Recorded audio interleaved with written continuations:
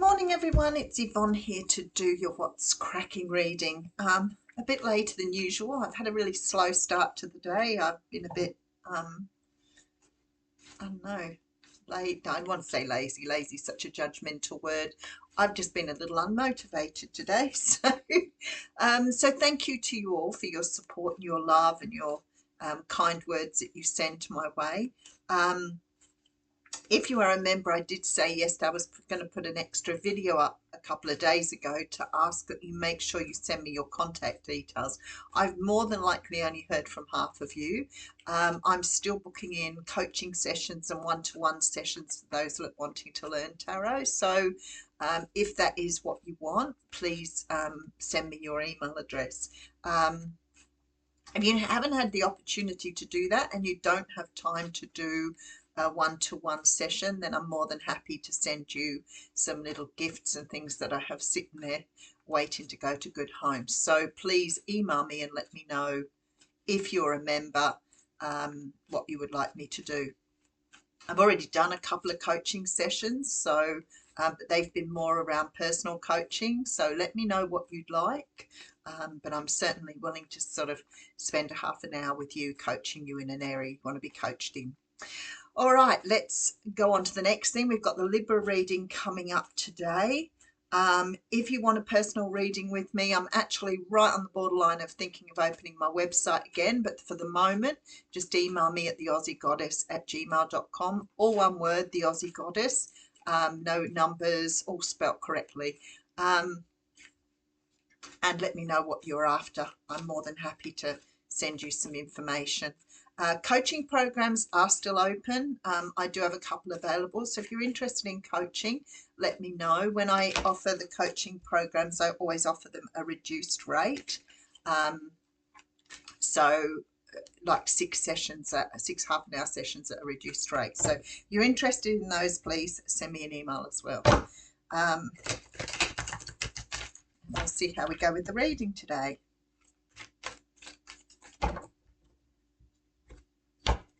Oh, we're using the Radiant, the Albino Rider-Waite Tarot. We've got the card of Cancer coming straight up, Chariot. The Chariot is a card that says you are ready to move forward, but you need to have all of your ducks in a row, as I always say. In this particular deck, we see the Sphinxes. We can see they are at a standstill. They're not going anywhere. So it's really hard to move forward if you haven't aligned all the things you need to move forward. So, for example, I want to get a new job, but I've made no effort to, look around or, put out there or, investigate or research. So it's sort of like I can't go forward then because I'm not quite ready. But certainly if you have all your forces aligned and you have yourself registered or you've got yourself in places and you're checking it out every day, then the universe is saying you will move forward very rapidly once you make those moves. I mean, it can be more an emotional or psychological thing too, that you're just not ready at the moment. But what's happening here is the universe is saying we're on standby, basically. So some sort of forward movement on a goal or a wish that you've been wanting.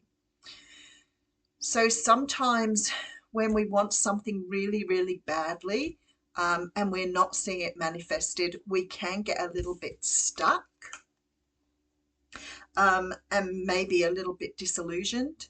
But I want to say to you, it looks like whatever you're wanting here is sort of right there. You've just got to make a decision to go forward with it. I've got a really good one.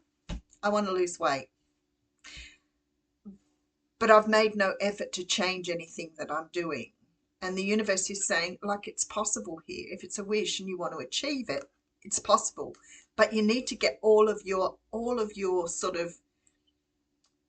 ideas aligned in order to do this. So this may be about getting yourself in the right frame of mind, taking up meditation, finding a diet plan that you can follow, whatever it is. But this is sort of saying you're ready to move forward and there is something you can achieve here.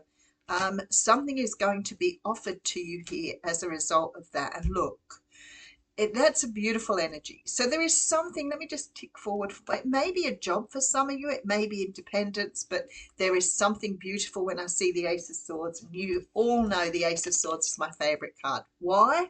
Because it's about standing in your truth or stepping into your truth.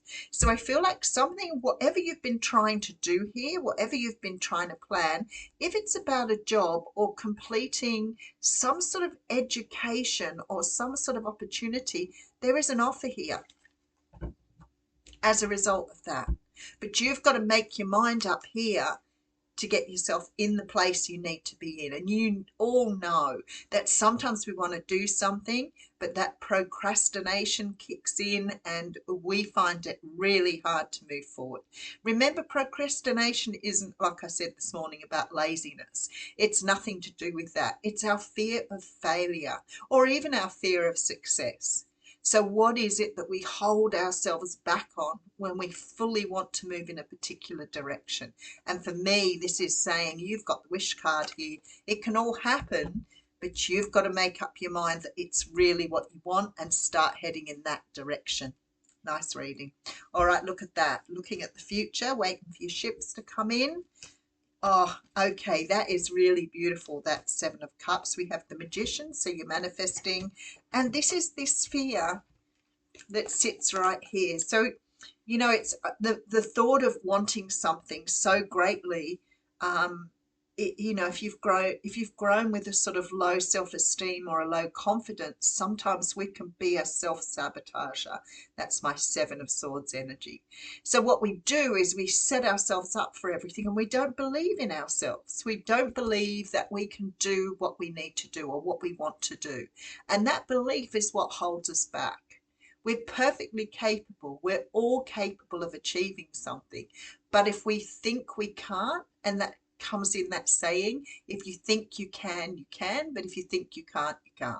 So your mindset, where you need to go, this is the time where you start to really motivate yourself. I always use yellow post-it notes.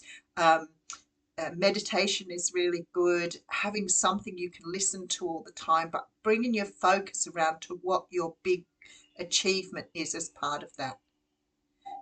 Now, I bought myself a cuckoo clock when I went to Adelaide. I don't know if you can hear it, but it's absolutely gorgeous. I love it. I've always wanted one, and it was very extravagant, but I just treated myself. I felt really sort of like this is a lot of money to spend on something. But now I hear it cuckooing all the time. I'm fine. So, and it's got the little singing people after it, so you'll probably hear them start up. Yeah. So I've got to listen to that now. So I don't have a problem with listening to those things and ticking clocks and whatever. Okay, so what we don't want to do now is we don't want to sabotage whatever it is. We're putting something into play. The universe is sort of talking about this success that you're going to get at the end of it. The last thing you want to do is to get into this energy of self-doubt, of worry, of stress. So it's all happening here. I don't know what it is for you. So there's definitely a need for you to take time out, decide what you want, plan, no matter what you do. I absolutely love that you've got the Empress here. For me, looking at this, for some of you, it may be some sort of dream, not just a simple goal like you know, something really simple. But it may be a dream or a long-term dream that you've put on the back burner because you don't feel you can do it. You know, when we don't feel we can do something, we will make up excuses for ourselves. That's part of that procrastination. You know, I don't have enough money at the moment. I haven't got time at the moment. I'm too busy with a million other things. And I learned a very big lesson when I was younger. I'm a really busy person. Like, I consider I'm a busy person. But as I've got older, I've learned how to relax and chill. And I had this friend years ago, and I remember sitting there listening to her talking about what she did in the day. And I felt so, I don't even know how to explain it. Like, I just listened to her like she was doing all the stuff I was doing. She was doing all this stuff on top of it. She was playing sport in 3 or 4 different sports. She did all this other stuff, and she had smaller children than me. And I sat there and thought, wow, I really thought I was so busy with my life. And in reality, it wasn't anywhere near what she was achieving. I didn't feel small. I didn't feel anything like that, but it sort of put things into perspective for me. I think sometimes I will say to people, I'm very busy. I don't have time to do that, but I know that if I fit that into my day, I have plenty of time. And it seems to me it's like money, you know, how you learn to live off a smaller amount of money. And when you have a lot of money, you live just as successfully. It doesn't make a whole lot of difference. We just become really adapted to our circumstances. So sometimes if we want to achieve something, and there's definitely something you want to give birth to here, there, and I feel like it is going to put back or restore that sense of self, especially with the Ace of Swords, that maybe you've sort of left behind a little bit.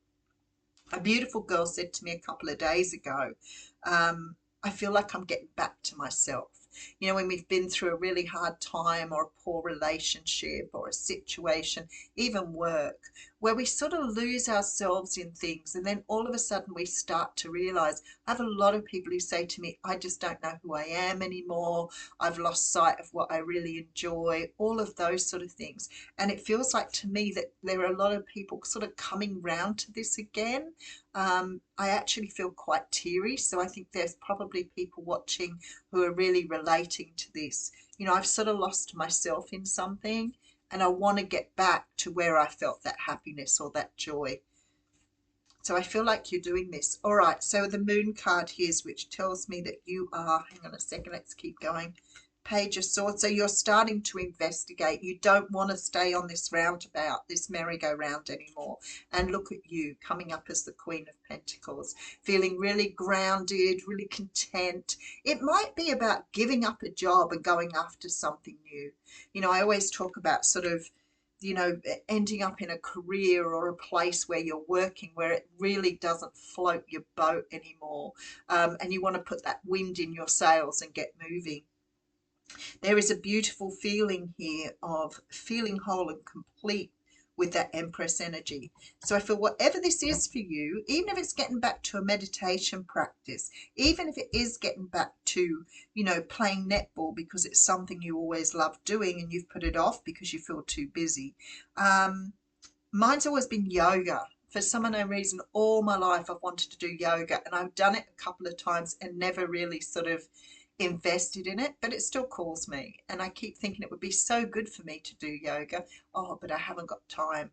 Oh, but then I'd have to do it in the evening, and I don't really like committing to something in the evenings because it's time with my partner then. So there are a million things that you tend to do to put things off. I'm no different to any one of you. Like I say, I never cast judgment. So, you know, if this is really difficult, whatever it is for you, I feel like whatever it is you're holding on to and not going after is going to be a tremendous asset to you, especially with this sort of energy. So I see you wanting to move forward, but something is sort of stuck in you at the moment. Maybe you sort of, like I said, you're a little bit sort of holding back, self-sabotaging, not believing in yourself. But you see, this is a beautiful wish coming true here. And there is an offer here. And I feel like because the Nine of Pentacles came out here and we got the Eight of Pentacles and then the Ace of Swords, there is something you want to achieve here. But I'm feeling like with this Nine of Pentacles, you just have to get yourself in the right frame of mind or in the right place. Because whatever it is, no matter how small, how big, whatever it is, you know, I tell you something. I've always been a big coffee drinker. And I remember people saying to me, like I always had trouble sleeping. And I used to get really annoyed with people. I'd think, you know, coffee doesn't really interrupt my sleep. Don't be silly. I only have 2 little cups a day. Sometimes I might have a third one, but it's within limits. Anyway, when I had COVID, for some reason, I couldn't drink coffee. I think because it changes your taste. And I went back to drinking tea.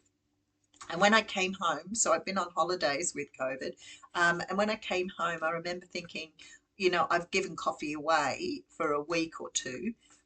Why not just stick it out now? Why not just completely give it away? So I did. And guess who sleeps like a baby? So I should have listened. I have been drinking 2 to 3 cups, maybe even up to 6 cups in some years where I've worked or what I've been doing. and I kept it down to 2 cups, but my body still wanted more. So it's a real drug for me. Like the more coffee I have, the more I crave. So I'd kept it to 2. It was always that pattern, but I never realised that cutting coffee out after probably a good 10 years of drinking that much coffee, how much it could affect my body. So I'm sort of in the middle at the moment, trying to work out, because I'm still craving even after 4 or 5 weeks. I'm still craving. So I don't know if that craving's going to go away. Maybe it's like cigarettes where you never stop craving, but you just don't do it, or whether it's something that will eventually phase itself out. So, yeah. So I guess that's something I never thought I would give up. I never thought. I was so defensive about it. I never thought I'd give it away. And hey, that's exactly what I've done. Oh, I've got the card to accept love here. That's really beautiful. I'm wondering if then this is about having self-love, like really focusing on self-love. 57. I don't think I've ever pulled that card before. It's quite sort of beautiful. Look at it. For many of us, it's easy to give love to others. It may be a little more difficult to accept it in return, even from yourself. Accepting love means believing that you are worthy of the gift, and not all of us really believe we are. Accepting love can also feel risky. After all, if you open yourself to love, it can then be taken away, leaving yourself feeling vulnerable and hurt. Passion like fire can burn us, but it is still worth it.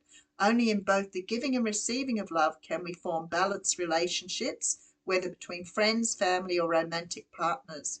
You don't have to let people in if their affection seems false or comes with a price. But if those around you offer love freely and genuinely, try to accept it with an open heart. I assure you, you do deserve it. So I feel like here, especially with talking about meditation, because it goes in to talk about meditation. So if you are finding it really hard to get over a hiccup, or finding it really hard to progress in something, meditation is the best way you can do it. And if you can't manage meditation, use some sort of affirmations on a headphone, always better with a headphone, or learn how to do mindfulness, like living in the moment, feeling where you're sitting, really understanding where you are at that point in the day, and it will help you get over that little bit of a hurdle. All right, I'll leave you with that. Thank you.